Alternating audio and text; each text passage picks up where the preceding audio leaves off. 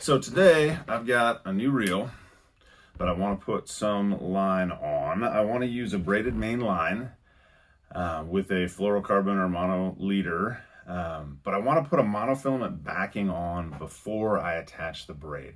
A couple reasons for that. So this reel happens to be what's called braid ready. So there's little strips of rubber on the reel itself to keep the blade from spinning. But if you happen to have a reel that doesn't have those, you definitely need a monofilament backer.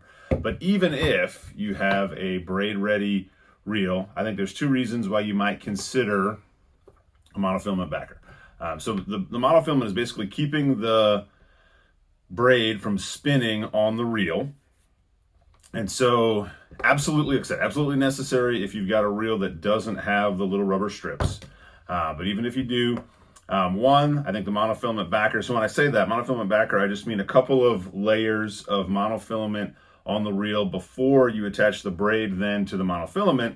And so the first thing it does is it keeps the braid from spinning on the reel. So even if you've got a braid ready reel, it's just extra protection against spinning. But it also, the second reason, saves you money in that monofilament is basically the cheapest fishing line out there.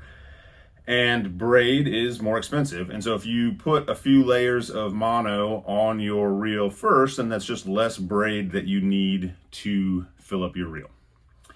It doesn't have to be fancy because there's going to be 100 yards of braid between your lure and the backing, and hopefully the backing never comes into play. But if a fish just takes off on you, then you don't want this to become the weakest link. So it should probably be fairly heavy weighted.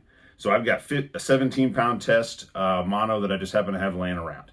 And so I'm going to put that on as a backing material. I'm going to first tie just a garden variety slip knot.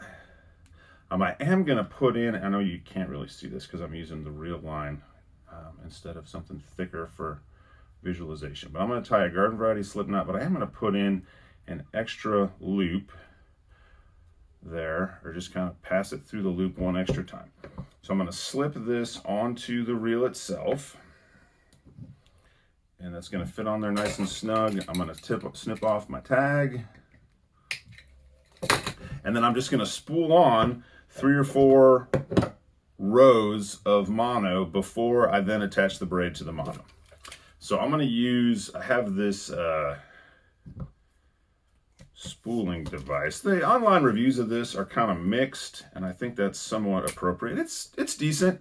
If you had someone who was willing to help you, you could just put a pencil or a pen through the reel and just have them put a little bit of pressure on the spool of line so that there's a little bit of tension.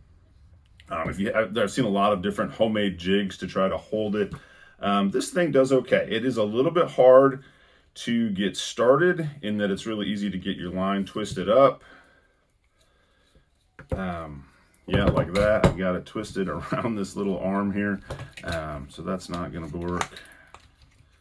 But once you get it going, the one nice thing, especially with a spinning reel, is that it has the ability to let the fishing line spool spin around in a way that's supposed to reduce line twist.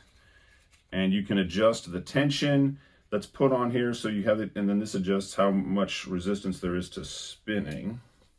And then once you get it going, it works pretty well, but it is a little tricky to get going.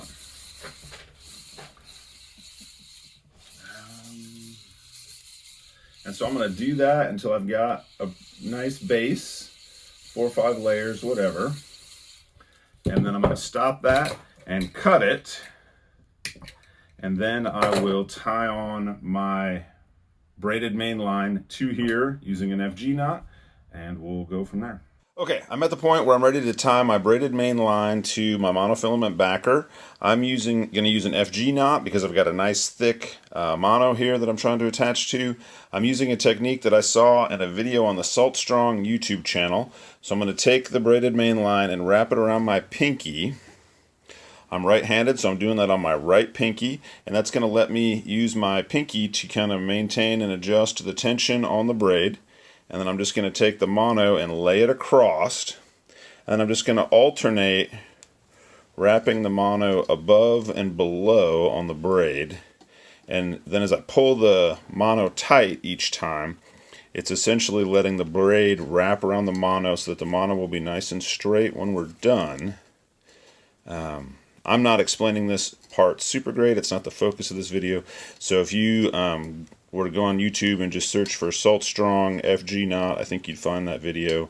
It is a really, really, really good video on how to tie the FG knot in a really simple way using this technique. So I'm going to finish this up, cinch it off with some half hitches, and then I will take my braid spool and put it on my spooling device and be ready to finish the job. So here is my finished FG knot. It's probably not the prettiest FG knot ever, but it'll get the job done. I'm quite certain that it's really strong. My braid is on my spooling device, and now I'm just gonna get a little bit of tension on here with my hand until I'm ready to switch over. And so I'll just keep spooling until I've got enough braid on there that I'm satisfied, and then I will